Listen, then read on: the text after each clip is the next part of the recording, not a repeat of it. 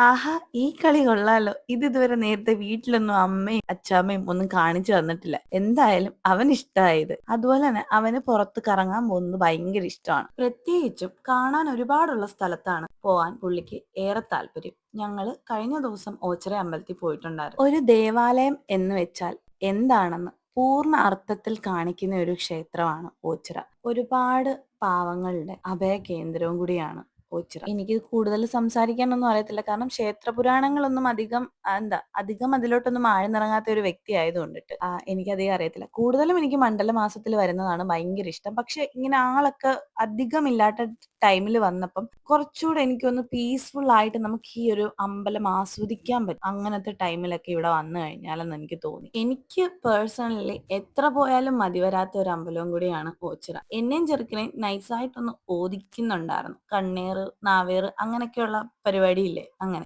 അതില് ചെറുക്കൻ നല്ലപോലെ സഹകരിച്ചിട്ടുണ്ടായിരുന്നു. എല്ലാ കാര്യങ്ങളും അവനിങ്ങനെ അടങ്ങിയിരുന്ന് കണ്ടോണ്ടിരിക്കും. അവന് ഭയങ്കര ഇഷ്ടം ഇങ്ങനെ എല്ലാം നോക്കി കാണുന്നത്. അതുപോലെ തന്നെ അവനൊരു കുഞ്ഞു എക്സ്പ്ലോററും കൂടിയാണ്. ഇങ്ങനെ യാത്ര ചെയ്യുമ്പം അവന് ഒന്നും വേണ്ട, പാലും വേണ്ട, ഉറങ്ങുകയും വേണ്ട. അവൻ എല്ലാം ഇങ്ങനെ കണ്ട് കണ്ട് കണ്ട് നടക്കണം. ഒരു വഴക്കുമില്ല. അങ്ങനെ പൂർണ്ണമായിട്ടും വഴക്കില്ലെന്ന് ഞാൻ പറയുന്നില്ല. ചില നേരത്ത് അവൻ എന്റെ സ്വഭാവം കേറി വരാറുണ്ട്. എന്ന് വെച്ച് കഴിഞ്ഞാൽ ഭയങ്കര വാശിയും വഴക്കും. അല്ലാത്തപ്പം അവൻ അവന്റെ അച്ഛന്റെ സ്വഭാവം. ആരെങ്കിലും ഒക്കെ കണ്ട് അവനെ ആരെങ്കിലും നോക്കുന്നുണ്ട് എന്ന് അറിഞ്ഞാൽ മതി അവന്. അല്ലാതെ വേറെ കുഴപ്പമൊന്നുമില്ല. ചില നേരത്ത് എന്റെ സ്വഭാവം വരുമ്പോഴാണ് എനിക്ക് പോലും സഹിക്കാൻ പറ്റാതെ വരിക. പിന്നെ ഞങ്ങൾ തിരിച്ചു വരുന്ന വഴിയിൽ ആര്യാസിൽ കയറി നല്ല ചൂട് മസാല ദോശയും കഴിച്ചു.